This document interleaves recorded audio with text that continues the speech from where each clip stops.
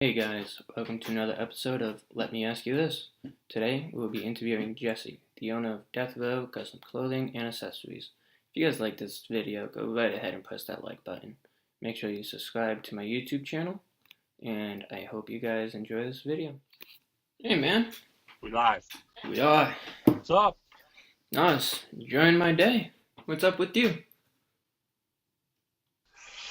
Not much, man. Just chilling in the office, So, doing the same. Sundays are usually, filling orders and kind of just chilling. You know what I mean? yeah, nice, easy, relaxing day. So, DETHROLL, Can you how? hear the music in the background? Is that too loud? I cannot hear it. All right. I'll make So, sure. DETHROLL, how did you guys come up with that name? Because that's already you guys spelled without the A, but that's already like a brand name. So how did you guys come up with using it for yourself? Yeah. So story behind that is I actually raised Cayman for a while. I had two of them, Captain Howdy and Cujo.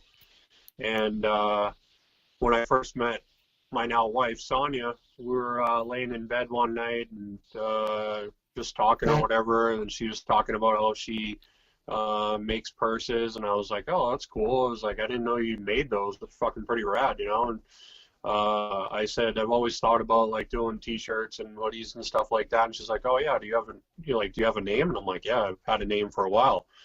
So Death Roll is, I don't know if you know much about it, but when a gator eventually grabs onto its prey and tries to decapitate him by rolling over, and I dropped the A because the first design we ever did,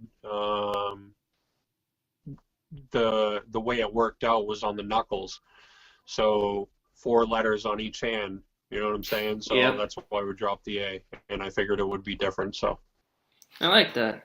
I like how you incorporated it into yeah, a major predator too. That's awesome. So your wife yeah. Sonia, she has a big part in this company. Yeah, I mean, she stepped back a little bit. She got, we both have regular jobs. This isn't something that we ever planned on making millions of dollars with. You know what I mean? It was just an idea that we had, and kind of just cater to the underground. We have a big underground following, and some dudes that have been loyal since day one. And she was doing custom handbags and stuff for a while, and we just built the headquarters, so she's probably going to get back to doing that. But we set up at tattoo conventions, and she would bring her sewing machine, and girls would come by and ask about a purse or a bag or whatever, and like, yeah, I can do it. And they're like, all right, well, do I have to order it? And she's like, no, just come back by end of day. And they were blown away that she was just, we're two people there. She's just hanging out at the table and banging out purses, handmade, no sweatshop shit. You know what I mean? It was Yep. just her and doing her thing. So she's kind of laid back a little bit, like I've taken the reins on a lot of it, but she's a graphic designer by trade. So a lot of the website and pretty much all the website and as far as touching up designs and things like that, that's her end of things. Okay. So who comes up with the designs? You said that you have a team. Do they come up with the What's designs? that you cut out on me, Tom? Oh, Sorry. sorry about that. So who comes up with the designs for your t-shirts and hoodies and your hats? Do you and Yeah, Sonya I do mean, that? most of my boys are tattoo artists who you're familiar with. You know what I mean? There's a lot of different guys that contribute. Al was the first one. Al Benoit was the first one to ever come up with a design for us, and Jason Sweet, and and then after that, I mean, we just have a bunch of different artists. Like I said, I have a lot of friends that are tattoo artists, so I'm always hitting them up, or they're hitting me up with stuff. Coldwood136 Instagram, Nick Barbarian, Tattoo Shoemaker. We got Tats McStabby that's working on some stuff soon. So there's a lot going on. You know what I mean? We're trying to always put out something fresh and new, and they're down to be a part of it. I mean, Hellbound Hawk and Terry Morgan and Scott Tattoos, and I mean, all these dudes are on Instagram that, you know, we always give props to. So if you follow our Instagram, or any of your followers follow our Instagram, definitely check them out. They're all over the place, you know, all throughout New England. So it's not just primarily Manchester. I got a lot of friends that own shops or are tattoo artists. So it's primarily where we come up with them. As far as the woman stuff, you know, Sonia will throw some ideas out there. And I mean, she's super talented in so many different ways. But like I said, by trade, she's a graphic designer. So Yeah. She comes up with a lot of the ladies stuff. So do you also cater to like kids? Like, do you have kid sizes? No, it's funny you say that. So we've always been asked about that. I mean, obviously, you know, the content of our clothing and things like that, and what we're about. Some of it really isn't deemed towards children, you know, but Yeah. we've always thought about putting out some onesies and stuff, making it, maybe taming it down a little bit more, because we have people ask us all the time, you know. I mean, who And wouldn't some want people to? don't care, like they want to, you know, they're down to, what's that? Who wouldn't want a onesie with brass knuckles on it that says ACAB? I mean, come on. Yeah, I mean, some people are down for that, and we're down for it too, you know. It's just not for the mainstream. We've never been mainstream commercial type company anyway, so, you know, we try to cater to that, like I said, to more of that underground back alley crowd, you know. Yeah. Um. So you guys are primarily online. Do you guys go to like vendors and stuff too? Like when the shows come around, do you go there, pop out your stuff? Yeah, so we used to do conventions. We did the Manchester convention. We did the one in Maine. There was one in Maine that we did for a couple of years, and really successful. A lot of great feedback, and you know, the thing is with that type of thing is it's like you just want to break even. You know, it's Yeah. cool enough to be able to hang out and shoot the shit with everybody, and as long as you break even and pay for the table and the hotel, if you get a hotel or whatever, it's cool. But we did above and beyond that, and we were blown away about the amount of feedback. And I mean, we sold out of a lot of stuff that when we came home, you know, it was easier, because trying to jam all that shit into a little car when we first started was kind of tough. But we haven't done it. You know, we went through some stuff a few years ago that a lot of people don't know about. There was an unnamed dude that was trying to claim that he started the company before we did, and there was this big to-do. So long and short of it, there was lawyers involved, and I think the dude just thought I was weak, and, you know, thought I would just sit down and give away my company or our company, and that's not the way it worked out. So had to get some lawyers involved and shut all that shit down, and now it's ours, like it has been since day one. So Awesome. That. I mean, it sucks that somebody tried doing that, but it's awesome that you guys stood your ground and didn't let some random person try to bully you around and take your company. yeah, Um. absolutely not. That shit's not going to happen. I mean, Yeah. the thing is you know, take it as a compliment. Obviously, if somebody wants to say they started something before you, you got to look at it as you're successful on some level, you know. Mm-hmm. But yeah, I mean, this dude just, you know, tried to claim that he started it before, and got his lawyers to reach out to us, and, you know, thought he was gonna strong arm us, and just fucking with the wrong people. So shut that shit down real quick, and now we're back in action. And, you know, a lot of that stuff, I mean, anybody out there that knows anything about lawyers and all the legal shit, that stuff can get very expensive, Oh and yes. no amount of money is going to make me give away what we started. And I fought for it.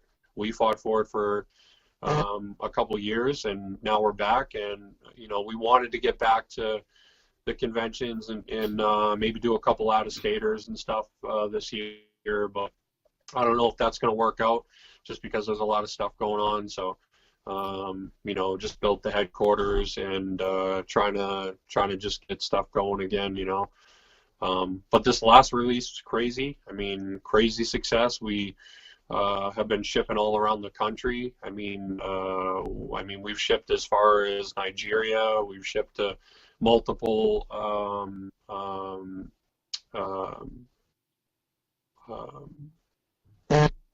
I'm losing it here. Multiple bases, military bases and things like that.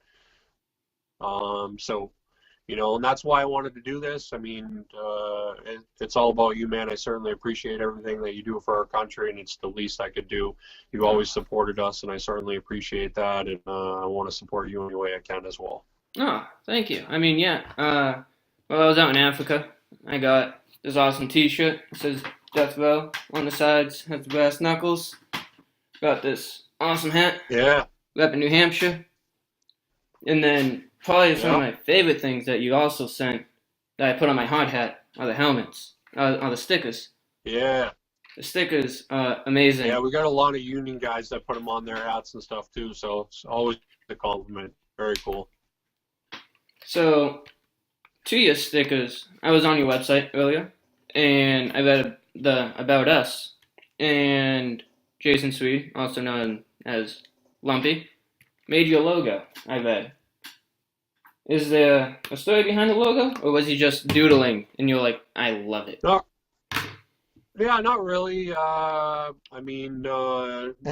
Lump's been a very good friend of mine, one of the closest friends I have, and I look at him like a brother, and he's always supported us since day one, and we're kind of just throwing stuff around, and that logo actually Sonia and I put together. Okay. But the first design ever is actually the first post that we ever posted on the Instagram. So he was responsible for making the first design ever for us. So that's awesome. And then Al did a couple designs for us as well. So yeah, man, like I said, we're all about supporting local, and obviously it's nice to be able to have a bunch of friends that are tattoo artists, their own shops and things like that. But it's cool that they want to be a part of it too. Yeah. You guys have any? Do you guys do like sales for like holidays and stuff, or you guys just strictly one price? Yeah. I mean, we're a two-person company, so as far as sales go, I mean, there's overhead, and I don't think people realize, like, we only go for the best hoodies, and we're thinking about windbreakers. Like, we've done a couple windbreakers, and I mean, that stuff's expensive. Yeah. A lot of people don't understand that stuff adds up quickly, and pay an artist and vendors and things like that. That stuff adds up quick. So we don't do a ton of stuff with sales. The way that I look at it is there is a lot of companies that I support as well. And if I like something, I'm going to buy it. It doesn't matter what it costs. If it's going to cost me $60 for the hoodie, if I like that thing, then I'm going to buy it. It doesn't matter to me. If it happens to be on sale, like some Black Friday thing or whatever, I'm down for that, but it's not something that I look for. Yep. The best example I can give is, in this day and age, you can get free music everywhere. Mm-hmm. But it's all about supporting the bands that you like. You know what I mean? Exactly. If I'm really into a band, I don't really, even though I do Spotify and all that stuff nowadays, I'll still go out and buy a CD, or, that's the way of me showing support for them, so. Or going to shows and things like that. Mm-hmm. We've been asked if we want to be put on a guest list, and it was like, no, I'm not down for that. Like, I'm there to support you. I appreciate the offer, but I'm there to support you and your band, and we're happy to pay the price of admission. That's awesome. You're really, really big into helping the community out, or helping your fellow friends out. Yeah, man. I mean, I don't have many, but the ones that I do have, I'll do anything for them. You know what I mean? It's my friends or my family, and I mean, I do support a lot of things that maybe are friends of friends, but that's just the way it is. I'm not asking for. It's cool if if people want to be like that with us, you know. But if they don't, it's not. That's not why I do it. You know, Yeah. I support the people that support me. I support small businesses. I support, you know, I think it's important to always be there because, I mean, throughout the years, I've lost a lot of close people to me, some of the best friends I ever had, and now the ones that I do have, you know, I do whatever I can for them. And even if it's friends of friends, you know, the GoFundMe's, I don't know these people, but everybody's going through stuff, and you know, I might not be able to contribute a whole lot, but every little bit helps, and you know, try to do whatever I can to help out. It was awesome. So where do you see the company in 5 to 10 years? So a lot of people don't know this, but we've been around since '07. And like I said, we're, you know, primarily underground. We don't buy friends. You know, when you go on our Instagram and our pages, you don't see that we have 50, 60, 100,000 followers, you know. I block shit every single day. I block all the, you know, shady porn shit. All these like, you know, all these Nigerian family members that want to give me millions of dollars. Like, a lot of that shit is bullshit, you know. So Yeah. a lot of our followers, if not all of them, I monitor that as much as I possibly can. I want to make sure that it's genuine. Um, you know, with that said, like I said towards the beginning, we never planned on being millionaires from this at all. We never, you know, anybody that knows anything about owning a clothing company, everybody's doing it nowadays. Like Mm-hmm. everybody wants to start a clothing company.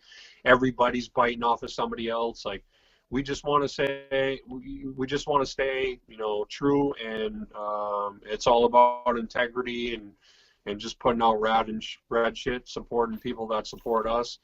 And yeah, I mean, we don't plan on going anywhere. You know, we might not do 4 or 5 drops a year. Usually it's one or two. And yeah, I mean, 5 years from now, it would be cool to be bigger and better. Obviously, that's the reason for being in business. I mean, let's be honest, when you start a business, it's all about spreading the word, and obviously there's a monetary aspect to it too, so that's cool. But you know, it's just cool to be able to.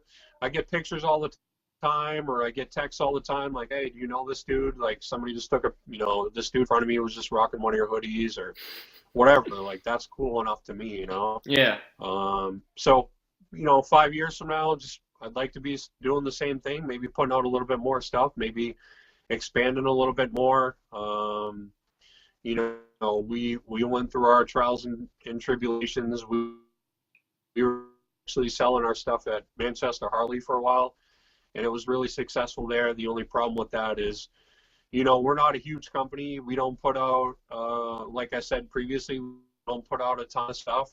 And it's all about SKUs. You know, people want new stuff all the time, Yeah. especially with Harley. Like, somebody goes by there and says, "Oh, well, I just checked out this company and grabbed some of their stuff," and then they go by there a month later and they see the same stuff. It's just not something that, you know, they always want new stuff. So we try to keep up with it. But like I said, we primarily cater to the underground, back alley type crew, and you know, just want to keep doing our thing, really. You know.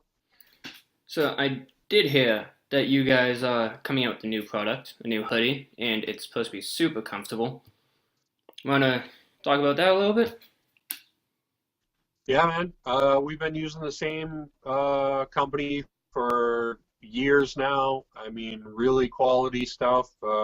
With quality, obviously, comes price, you know. Mm-hmm. But I think that, I mean, we just did a pre-order, and we got a lot of feedback. There were a lot of pre-orders, but there was also a lot of feedback, like, you know, this day and age, I don't really trust nothing against you, but I don't really trust a lot of pre-order stuff. How do I know I'm going to get it or whatever? And Yep.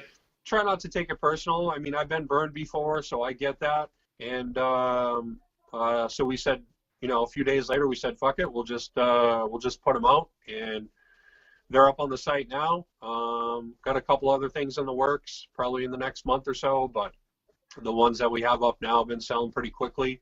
Like I said, it's pretty cool to be all over the country. I mean, we've shipped to Alaska, Texas, Maryland, California, New York. Like I said, as far as Nigeria, I mean, it's been crazy. So, and as far as comfort, man,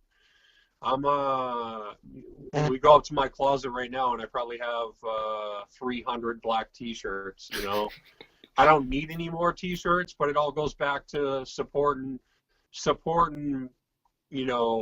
either clothing companies that I've always followed, or bands, or friends, or whatever the case may be. If I see something that's rad, it doesn't matter how many shirts I have, I'm going to get that. Yeah. I might be a compulsive buyer, but at the same time, if I want something, I'm going to get it, As far as hoodies go, I probably have 50, 60 hoodies. And I mean, these hoodies have stood the test of time. They're super comfortable. They're not crazy heavyweight. They're just right. And, like I said, we've been working with this company for a long time. They've always been good to us. And, yeah, man, well, how's it go? If it ain't broke, don't fix it, Exactly. So if somebody sends you a really kick-ass design, and you guys just love it, would you guys use it? Or do you guys try to keep it within the business? Yeah, absolutely. I mean, we have a lot of people that follow us that are tattoo artists, their own shops that we don't know. And I have dudes reach out every once in a while and say, I'm down to contribute if there's, if you're down to check out some of my stuff. We're always down for that, dude. Absolutely. Awesome. If they come up with something, we'll work it out. I mean, sometimes there's the legal aspect of things as far as contracts and stuff. I don't really like to go that route. I've always been more of a face-to-face guy, I'm old school, so a handshake and sending me a check or whatever is enough for me. But at the same time, I've heard of stories of people getting burned, and sometimes, you got to go that route. So far, we've been very lucky as far as that goes. No issues. It's, obviously if it's somebody out of state, unfortunately, it's not somebody I can meet face to face and shake their hand, but do my research, ask around, make sure that they're a reputable artist. And, it's not about followers. It's just about talking to people that are in the same industry. Like, yeah, that dude's solid. Like, I definitely would do business with him type deal. So yeah, absolutely. We're down for that all the time. Awesome. So I like asking people this because it helps other people kind of get on their feet and do something with their lives. So what was your biggest struggle that you overcame? That whole, that dude trying to send us the cease and desist thing, that was pretty stressful, I mean, we've been around this was years ago, and it's finally cleared up, but we'd been around for, 7-8 years before this dude even reached out, you know what I mean? Like, we'd been a business for 7-8 years. We had a website, we did conventions, we'd been selling stuff for 7-8 years. And then out of nowhere, I get an email for a cease and desist, and I was like, what? Like, what is this all about? I don't even know who this dude is, what he's talking about, nothing. And of course you don't want to ignore that stuff,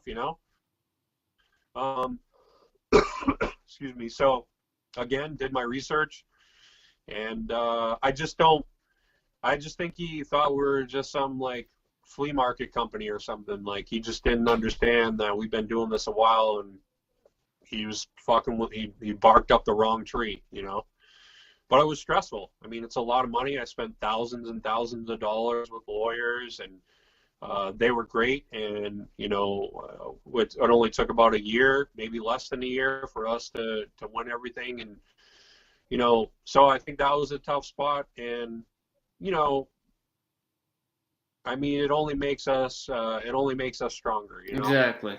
I earned every gray hair in my fucking beard. You know what I mean? Like I said, I'm old school, been through a lot of shit, learned shit the hard way. But I would say out of anything throughout the years, that was definitely the most stressful part of owning the business, is somebody trying to claim something that's been yours since day one. Yep. And then off of that, what would be your biggest success? When were you like, I made it, like to where I want to be? Yeah, I mean, I'm the type of person that always strives for the next level. So nothing is ever. I feel like just like anything in the gym, at my regular job, being a husband, being a stepfather, being a friend, a brother. I'm always trying to get better. I'm never claiming to be perfect. I never will be perfect. I don't ever want to plateau. I always feel like there's next level stuff. So I don't think I've actually reached that moment. But I would say one of the defining moments as far as being a company is probably the first convention that we did. Yep. Especially out of state, going out of state and doing something in Maine, being surrounded by a bunch of people you don't know and don't know anything about your company. And then, just the amount of success that we had after that one show, I was like, oh shit, all right, well, this could be something, like it's not just like a hobby, or it's not like I like clothes and I come up with some pretty dope designs, I think. And it's just cool to see that other people thought the same way, Yeah. Just not that guy. I've just never been that type of dude with a fucking big head thinking that my shit doesn't stink. If anything, it's like, I don't even know if anybody's going to like this, So I would say that was definitely one of the more defining moments so far. Awesome. Do you have any tips for anybody that wants to start their own company? Because very few people do it, and you're one of the few that did. So. Yeah, it's tough, man. Especially nowadays. Like I said, everybody is trying to start a clothing company. Be smart about it. Do your research.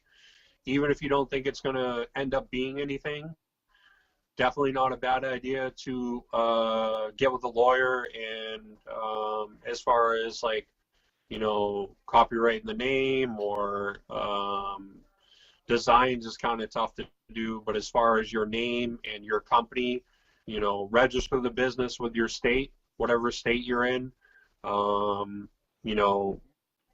Go through and if it's really something that you want to put your blood, sweat, and tears into, then take the right steps before you really put yourself out there. We kind of did things backwards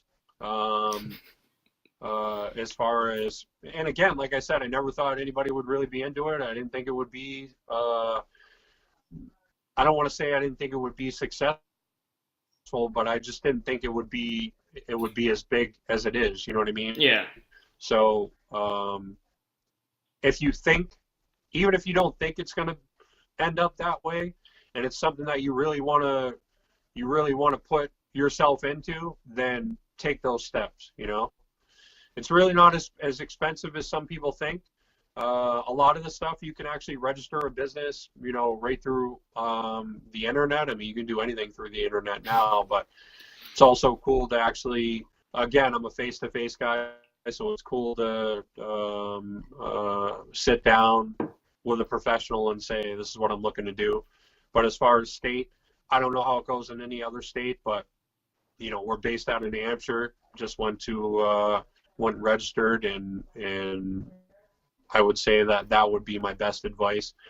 Also, as far as shirts go, I mean, when we first started out, I probably ordered, 20, 30 different t-shirts and 10, 15 different hoodies.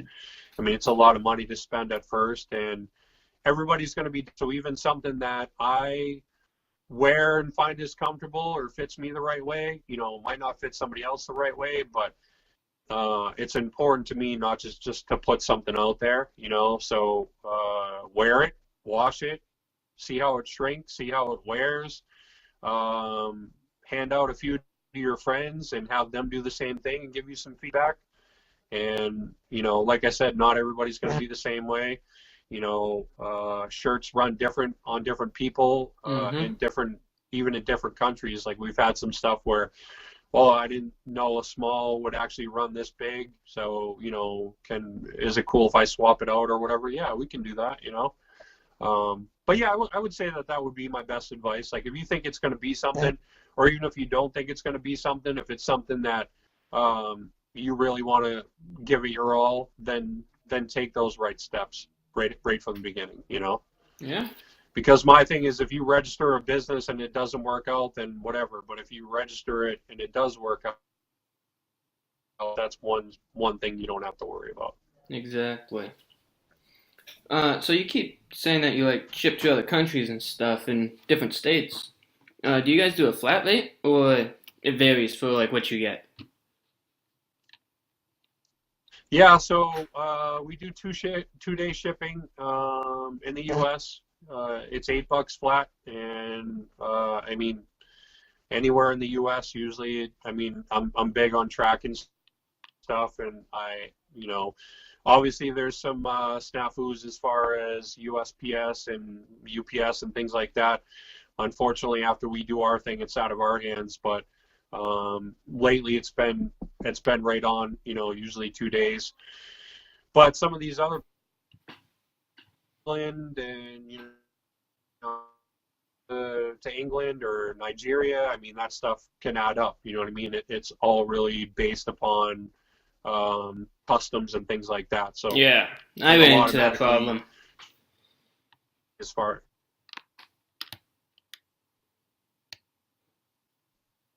yeah. So it'll automatically show up as far as when you're checking out and stuff. And, I get it. If you don't want to spend $20-$30 to have something shipped to you, it's understandable. And if you do and you pay that, I mean, thank you so much. I can't thank everybody enough. That's, that means so much. That obviously it's such a fucking dope design that you don't care how much it costs. And we try to do whatever we can to keep the rates reasonable. But once it gets to out of the country, some of that's out of control. So yep, that it does. But yes, that was it. Do you have any last words for the viewers out there? no, man, I just I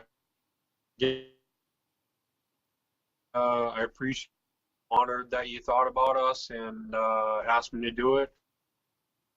I said, most importantly, thank you for everything that our country, known you a long time. Very proud of the man that you're becoming, and keep killing it, man. And if there's anything we can do to help out in the future, feel free to reach out. I'll do whatever I can to help out. All right. Thank you very much. I appreciate it. Have a good day. I'll talk to you later. I'll talk to you soon. Yes, sir. All right, you too. Later. All right, later. So that was the interview with Jesse from DETHROLL. Make sure you check out his Facebook page at DETHROLL, his Instagram page at DETHROLLClothing603, and their website, DETHROLL.com. If you did like this video, please remember to like and subscribe to my page. See you guys next time.